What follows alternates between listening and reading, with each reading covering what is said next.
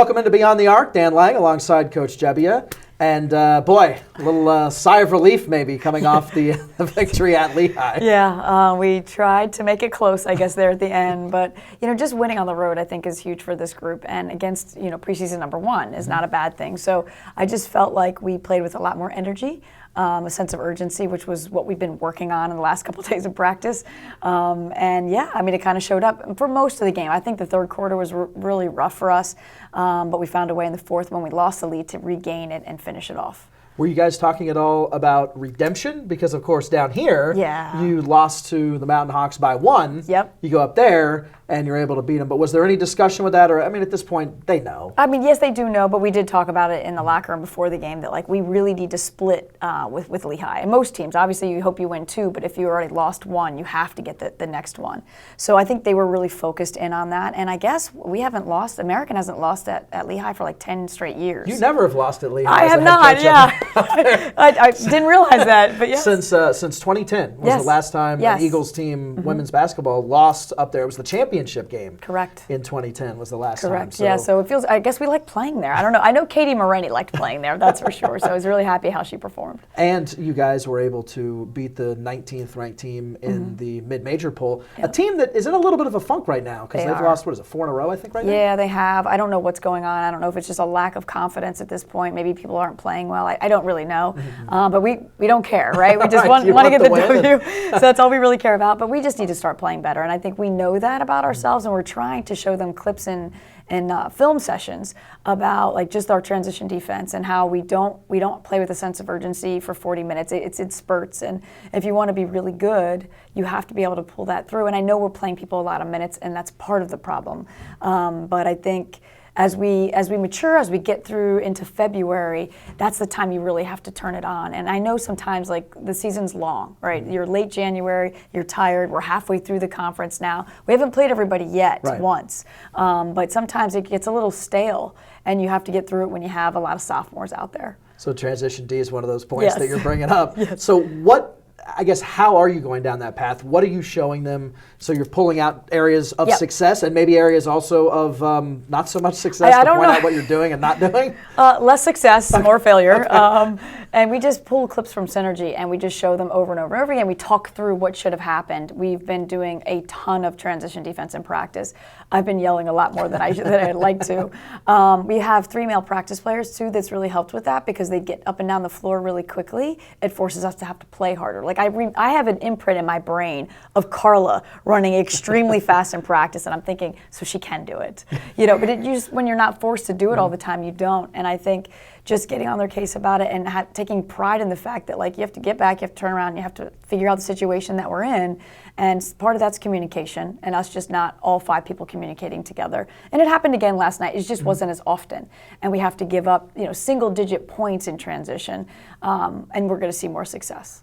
Let's talk about the defense against the Mountain Hawks. Yeah. You forced 22 turnovers, which was a season high for them in the turnover department. And if you zoom in on that even more, in the second, you forced 8 turnovers, and they only took 9 shots. Yeah. That's pretty impressive. Yeah, it was great. And we talked about that, just committing. So what we did leading up to this game is we went back and took clips from the 2018 championship team of them playing defense in the same situations that we saw in the Colgate game. So it was us playing Colgate, same situation, that team.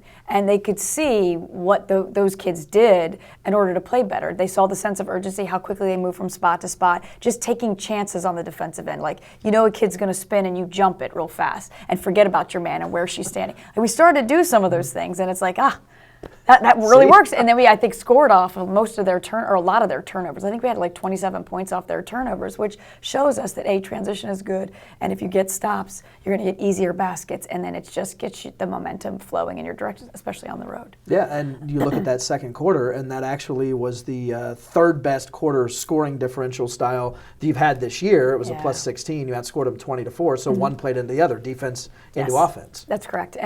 But third quarter was a different story. So it's can we do that for more than just one quarter, right? Consistency. Yeah, right? And sometimes that halftime break is always a bad thing because it's you get to settle in, and it's you're ahead, you're up 10 on the road. And I know that doesn't mean anything, right? And so you have to come out in the third quarter and kind of put it on them. And that was a problem with us in the non-conference. Our third quarters were terrible. So it's like we took 2 steps forward and then 1 step back again. So it's just learning. They've got to figure it out. We've talked about climbing the mountain. Like, it's about the journey. It's not about the summit of getting there. I mean, it's about how well we do and how we figure out and how we get better as a group and individually. And I think they've bought into that and they understand that it is a process. So we'll see. You mentioned Caitlin Moretti. She obviously had a great night against Lehigh. She had a career night in the points department, had 26 in her 100th game as an Eagle. So kudos to her. She was so excited. And she loves playing Lehigh because her former teammate, Cameron Boer, they played together on the same high school team and won a state championship together. So every time we play Lehigh, it's a battle. For Katie, anyway. I don't know about Cameron. But you could tell she was pretty hyped up to play. And she just started hitting shots, and she was moving well without the basketball. I think she carried us in the first half with 17 points. And they focused on her a little bit more in the second half in their zone. But she still hit a big 3 down the stretch. And yeah, I mean, she could have played even better, I think. So there's more in that kid. I'm excited for her that she's able to score pretty much, I don't want to say at will, but she could score in the league a little bit easier than she could in the non-conference, which is nice. How fired up was she at herself that she missed those back-to-back She was mad. You could, and we want her on the line, right? That's not a Moretti-like situation. It's not. But yeah, she was pretty upset. But you know what? We didn't need him that day. That's how I look at it. And just, it's like next play, next free throw, you're going to make the next one. And she did. Yep. Madi Dooring, another one to bring up. She got her win. We've talked about her in the past and the season that she's having. You rewarded her, gave her first start, and she came away with 10 points. You know, last time we played Lehigh, they played mostly zone. So I figured Maddie's probably our best option to start at that position since she's a shooter and we need that scoring out of her. If I play Maddie 35, 40 minutes, she's probably going to score about 25, 30 points, right? It's how many points she gives up. And we've talked to her a lot about her process of playing defense, and she's gotten so much better at it. I'm really proud of her for focusing on it and trying. She's still, there's still little things that she doesn't do, but that's part of her journey and us climbing this mountain that we're scaling up right now. But her 10 points meant everything to us. Her 2 free throws when Fish got hurt, she came in and I think she's 100% from the line on the year. So I have utmost confidence in Maddie at the line. And I know she's going to eventually hit threes if you leave her in there long enough. And she hit a big one late in the second half, which was huge. So I like having her in there because teams have to focus on her. They have to know where she is. So we'll see what happens moving forward. That's been a rotating spot, so I don't really know. Let's rewind back to the Colgate game, a game that pushed to overtime. Unfortunately, you guys came out on the wrong end of it, but it was a pretty cool play at the end of regulation. Sanders to Edwards, and it took the top play on the NCAA women's basketball plays of the week, which is pretty cool. To beat out Power 5 schools like UConn, Texas, Purdue. I mean, that's pretty impressive. It was fun. I think they really enjoyed that moment. Obviously, Jayde's our best athlete, so being able to throw the ball up to her. I think there was 1.4 seconds left in the game, so you don't have a lot of time to mess around with the ball, and she just caught it in the air and finished in the air, which was great. And India's pass was, completely on point the entire time, and you need to have that connection. And I think that connection moving forward, even into next year, right, with those two on the team is awesome. So yeah, it's fun. It was a fun play.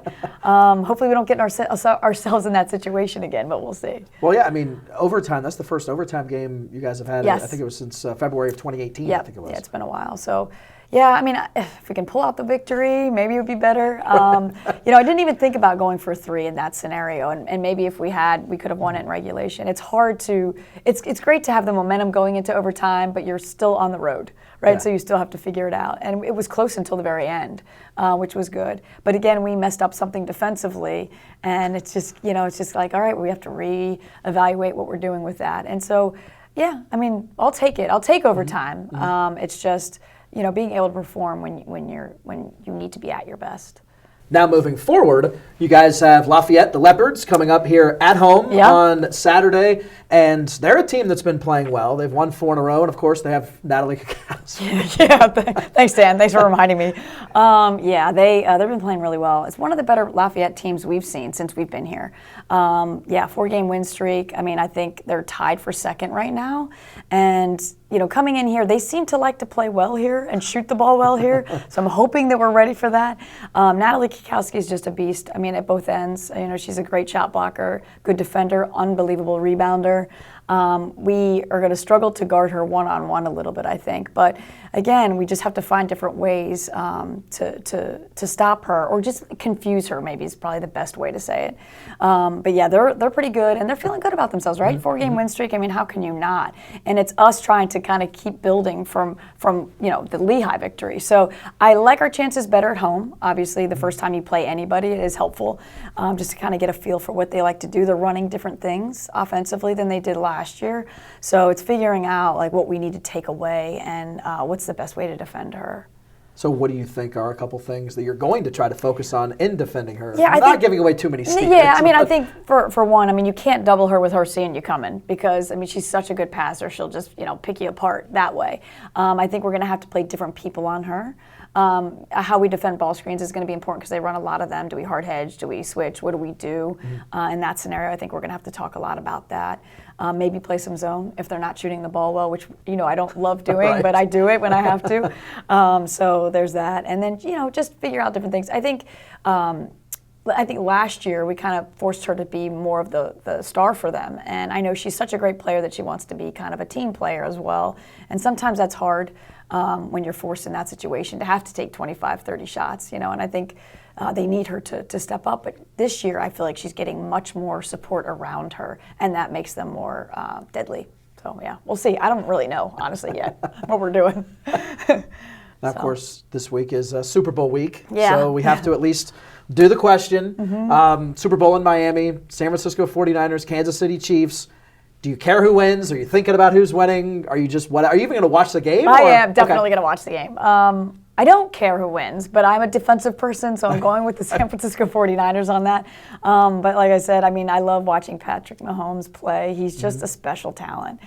So he's going to give San Francisco everything that they want and more. But yeah, it's fun. I think we're going to get together as a staff and watch the game and just kind of relax. It's kind of nice. We're headed into the bye week, so it's not like we have I don't have a ton of film to watch like for the next day. So it's kind of like a relaxing Sunday for me. A chance also to watch the halftime show. With, with I don't really. I usually don't watch halftime shows. Okay. Yeah, so, I'm eating or something. That's not your thing. Okay. Yeah, it's really not my thing. I like the commercials. Yeah. The commercials are always fun to watch, but yeah, the halftime show is really not a thing for me. Well, it should be interesting. Yeah.